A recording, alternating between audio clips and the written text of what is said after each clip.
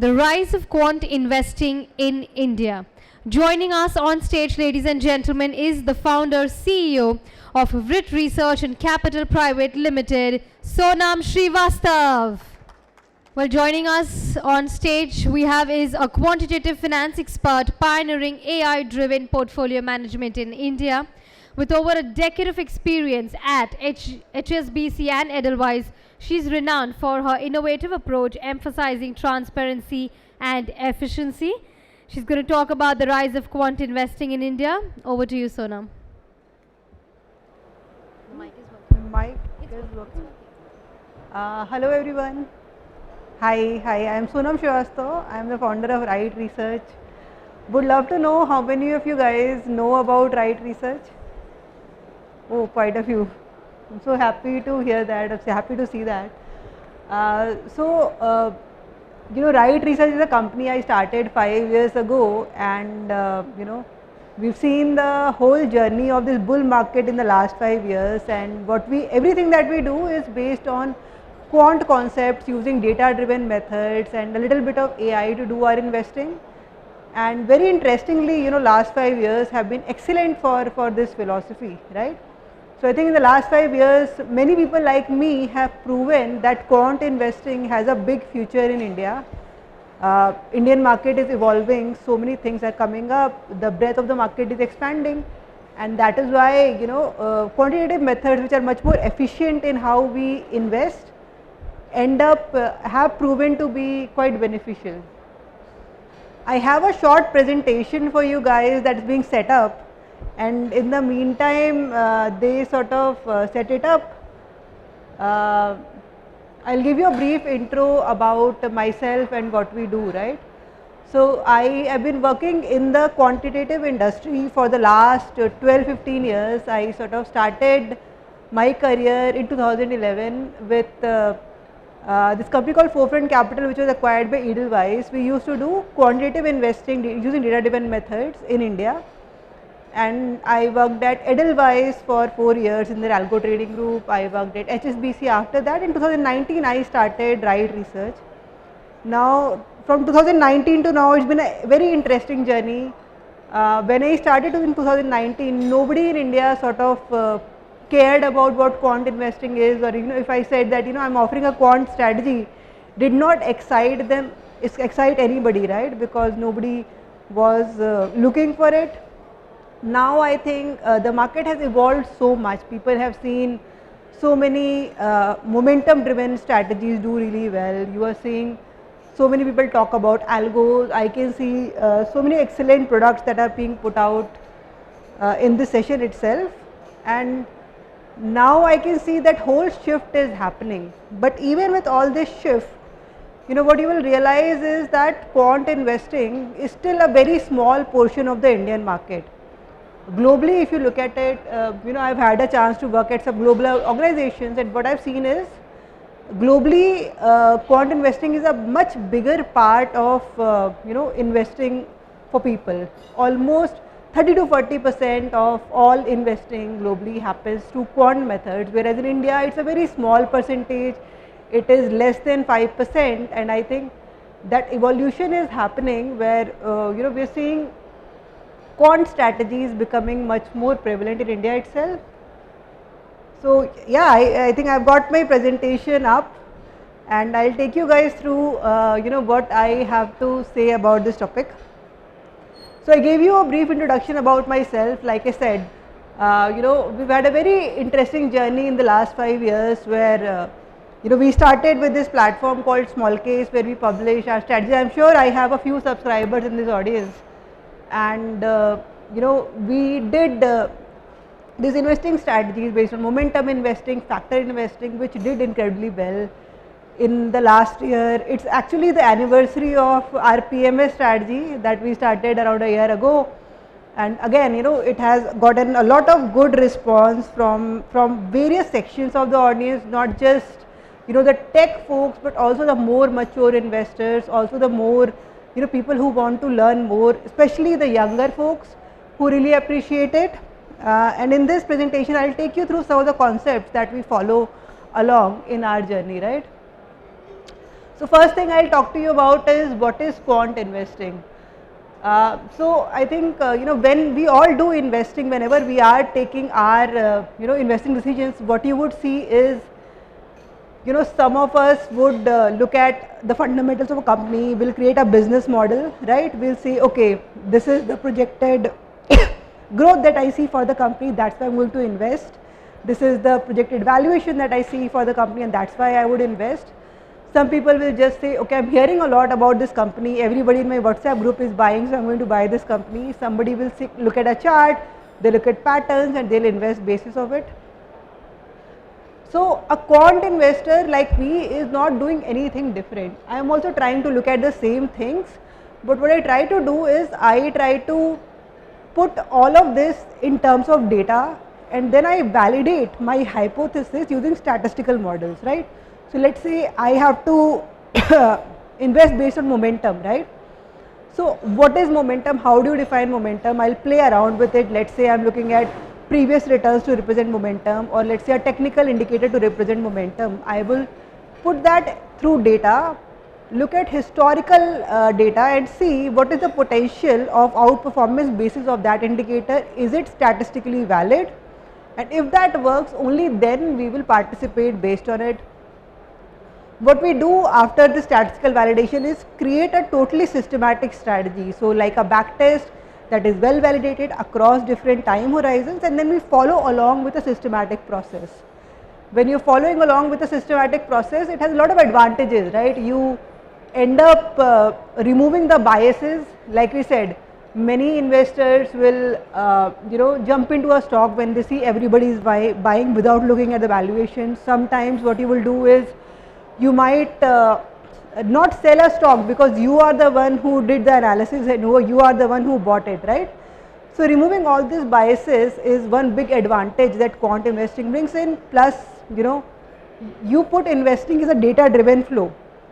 So if your whole algorithm is data driven, then you can optimize various aspects of it using some sophisticated models like AI based models, and enhance the process even further.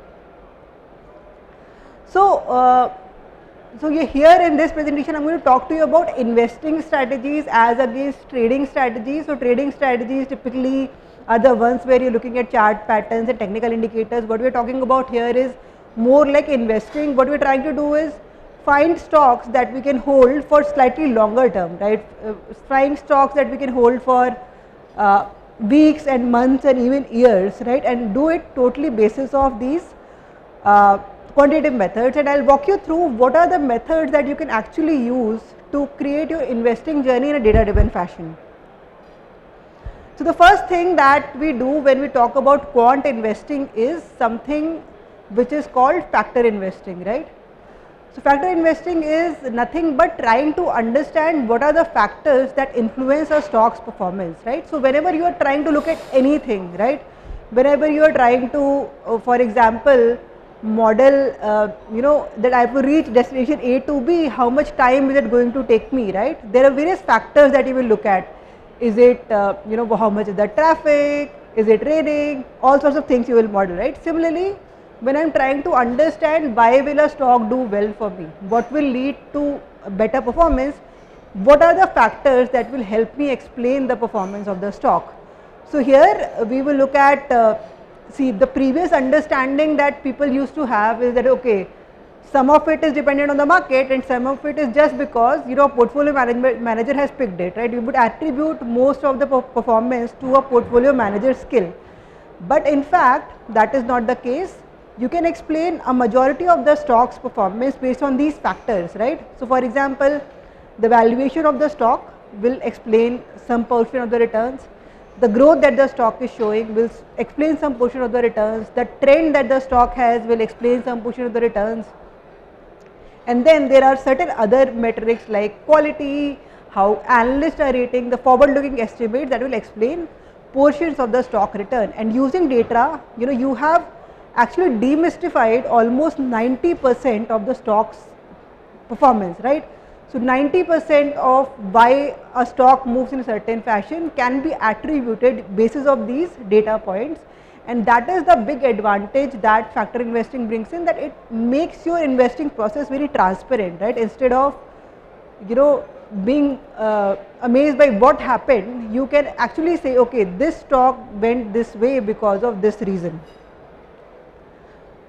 Now talking about factors, you know, I told you, see, one big advantage that quant investing brings in is that it is data driven. It sort of removes biases, it gives you that objectivity, right? But the second big advantage that you can bring in when you are doing quant investing is that you can do a wide coverage of data. There is so much data in the field of finance, right? It is, you know, you will not find more data than what you find in the field of finance. For example, you know, we all know fundamental data, we all know our balance sheet, we all know our income statement, and we are getting data from all of these places. We know our fundamentals, but then there is a lot of you know, signals that you will get from price volume data, right? So a whole set of signals you can extract just from the price trends, from the breadth of the market, from those type of indicators. But that is not the limit of it, right? You can actually extract data from you know, all these analysts which are putting their estimates. I think I think that the EPS is going to grow this much. I think my 3-year forward EPS estimate is this much. I'm going to revise it upward or downward. You can extract that data, use it in your signals. Similarly, sentiment. I think sentiment is very important. When you see a stock being mentioned in the news a lot, or you know, stock get a lot of positive coverage, that tends to impact the market. What you will also see is certain events, right? Sometimes, you know, people talking about a new product launch, or people talking about some bankruptcy news, these sort of events will end up impacting the stock also. So there's a huge breadth of data that you can actually look at, and that helps you explain a majority of the stock's performance. And then, you know, after you have your data, then your models will come. Now, you know, people tend to get very excited about the use of AI in finance, right? I think that is the big thing, right? Everybody wants to know where is AI and how are you using AI in investing, right? So first thing to note is that whenever we are doing quant based portfolio modeling, it is a highly sophisticated algorithm in itself, right? It is not a large language model, it's not like a chat GPT, but still a basic quant model is also a quite sophisticated model. So when we, for example, create a portfolio using quant methods, we are using optimization modules, we are using various statistical tools to analyze the stock. So the portfolio model itself is a sophisticated algorithm. Second thing where you would use AI is sometimes you try to forecast, right? For example, like I said, a number of factors influence stock performance, and what's very interesting is that those factors change with time, right? So today, if you see, for example, momentum is important, or let's say valuations are important, 6 months ago something else was important, and 6 months later something else will be important. So understanding how you know, different the importance of these factors will change with time, that's also extremely important, or where you use AI. Then, like I said, there's a huge breadth of data in the financial markets, right? So there's a lot of unstructured information that you would find. Even for stocks that are, let's say, in the e-commerce space, you would find people publishing what is the number of people who are coming on the website, what are the number of transactions that are happening. So you can actually get that data, put it into a signal and use it for your analysis. Sentiment analysis is something that you use AI for, and even accessibility, you know, now if you go to Bloomberg or any of these terminals, you will see so many tools that will help you extract data using AI methods, right? So that is broadly, you know, an introduction on AI and quant investing. I have a few examples to sort of demystify some of the concepts related to quant investing. So here, you know, I talked about, you know, a factor like value. So here you will see that value can be modeled using quant methods, where you assign intrinsic value to a stock, and then you model the stock price related to that intrinsic value. Whenever the stock is above the intrinsic value, you say it is overvalued, otherwise it undervalued, and you can actually portray this using a data driven method. Similarly, growth investing, where you're just looking at historical growth, you're trying to use that to invest into stocks. Sometimes you're actually looking at forward-looking growth. So how forward-looking growth would move. There is something called quality investing. Obviously, quality is a very subjective thing. It's a very qualitative thing, but how will you represent it using data? So here, you can look at the consistency of their cash flows, how well they are using capital, the consistency of their return on earning. All of these ratios can be actually combined to form a quality investing. Finally, you see size, which means that how is the size of the company influencing the stock market. That's also a very important factor. Volatility is also important. Some people will invest only based on volatility, especially in a market right now. People are careful about volatility, and that becomes an important factor. And finally, I have my favorite indicator, which is a momentum indicator.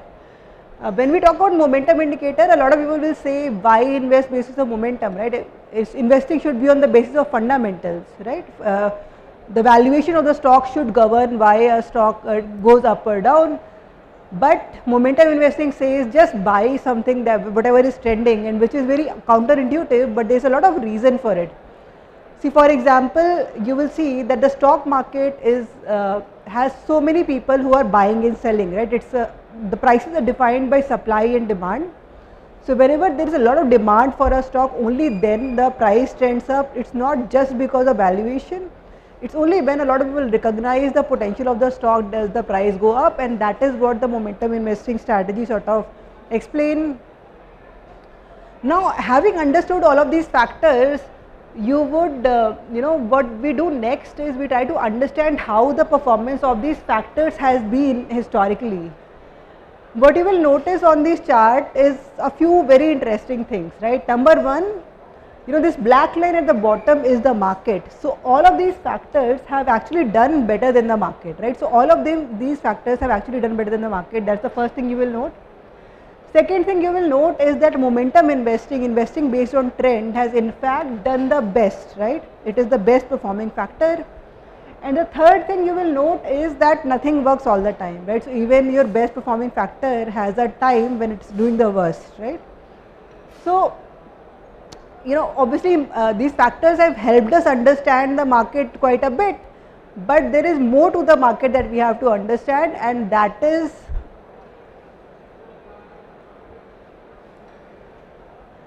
something we try to understand using something that we call regime modeling. So regime modeling means that I am trying to understand what is the market condition I am in. Is it a bullish market or is it a bearish market?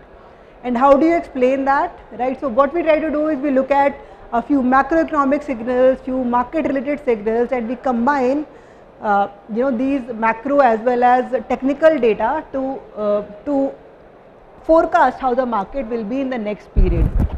So in terms of macroeconomic signals, we will see oil prices, remittances, GDP growth rate, CPI inflation be very important, bond yields, currency yields are extremely important. We have also seen market breadth related indicators, right?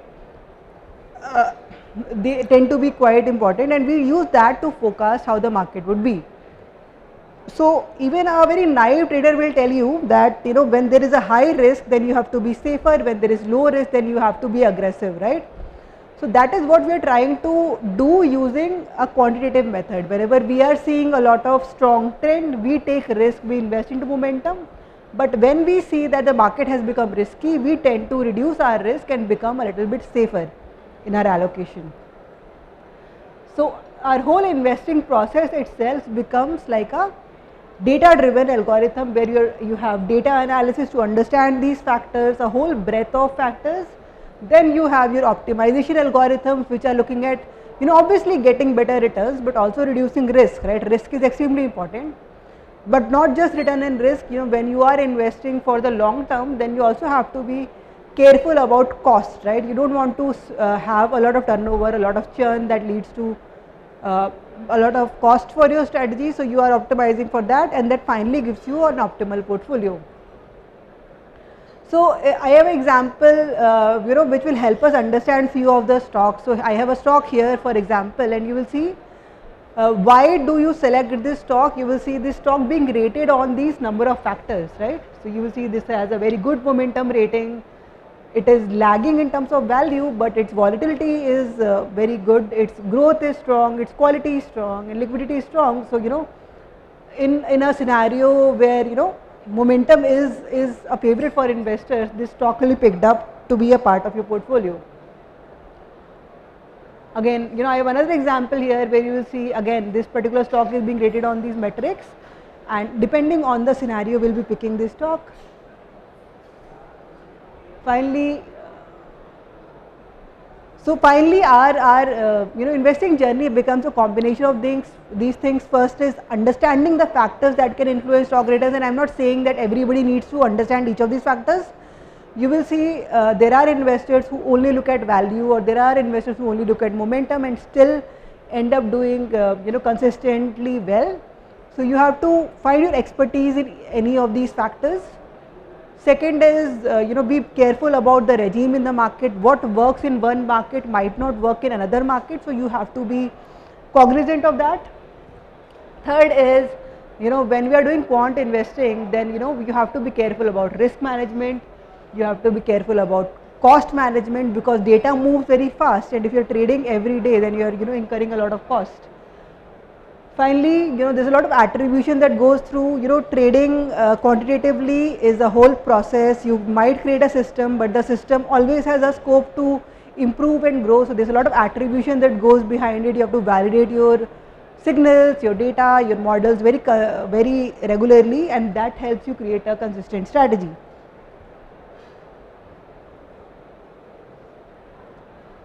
So that was broadly about it. Now we have 3 of our strategies that are live. Actually, this is our PMS strategies.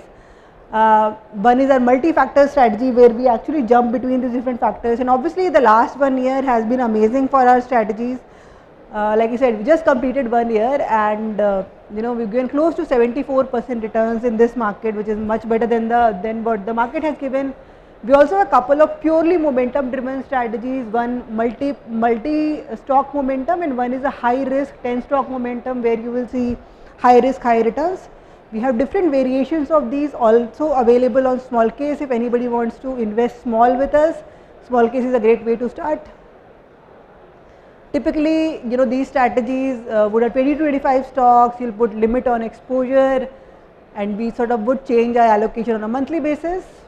This is the live performance of our PMS strategy. You can see, while it has been doing good performance, but also it has done very strong risk management. We actually analyze any strategy that we offer with a back test, and you will see what we are trying to achieve with this back test is strong returns, but our risks are also lower than the market. And yeah, I think risk management is extremely important. You have to evaluate your strategy across different horizons in terms of risk. You will see, if you are combining multiple factors, then your risk can actually be lower than the market, and you can use various methodologies like hedging, like reducing your exposure to riskier factors during risky times to reduce your risk in times of lot of stress. And now obviously we are talking about investing strategies. So investing strategies are, they shift with the market, right? So there are certain years which are very good, certain years which are muted, but long term you will see following these strategies like factor strategies can end up doing much better than the market. So that is broadly what I had to share with you guys. If anybody is interested, they can reach out to us on details shared here. We'll just pause for some questions, right? Ma'am, we do not really have that room to take questions at the moment. So I know that many of you have questions, but we are running out of time, so we'll not be able to incorporate those questions right now. But yes, I would urge you all, do we have some room to take 1 or 2 questions? Alright, so we can take just max 2 questions for now. So I think yes, can we take 1 question from there and 1 question from here? Yes. So ma'am, first of all, I'm an active subscriber of RITE, and thank you for that. I think it's been a great experience. And we have been running momentum strategy for our own, we have our own model. My question was regarding rebalancing. How do you define the ideal criteria for rebalancing, because one of the defense stock, I think it was in momentum, but it is recently down by 20%. So the ideal profit booking, and when should we ideal rebalance the momentum portfolio that we have? See, it's a very interesting question, right? So there is, I think the easiest way to do is it on a regular interval, right? But what I've been experimenting is, rebalancing based on the market condition, right? So for example, using the market breadth or volatility, you can define like a fear and greed index, and whenever you see a lot of greed, you can sell, and whenever you see a lot of fear, you can buy. So we've been experimenting with that a lot, but see, we don't try to intervene with a 20% correction like you said, because that was due to results or events, right? And that's a reactionary move. You will see will be some consolidation. If we just sell it on the event, then we will end up having a big impact. So we typically tend to be a little bit patient before we rebalance, right? Timely rebalance. Thank Thanks you. a lot. We're Thank meeting you. Yes, sir. Yep. Can we get the mic there, please? That side.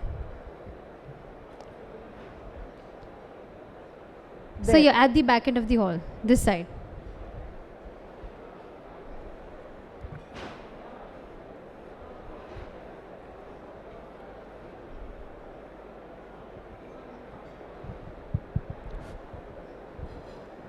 Hello, madam. So my question is, ma'am, you explained regarding the quant model.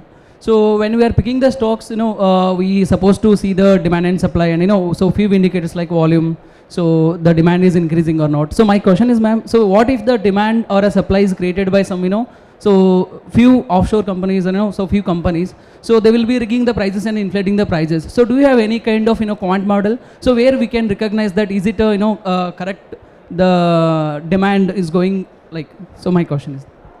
See, that's a very difficult question, because it's very difficult to recognize where the demand is coming from. We just see volume, and typically you don't know where that volume is coming. You can look at the FII flow or DII flow and go deeper into shareholding to understand that. So that will come under fundamental. So I'm asking about the any data driven kind of thing. So where we'll see the exact demand is creating, or is it an inflated price?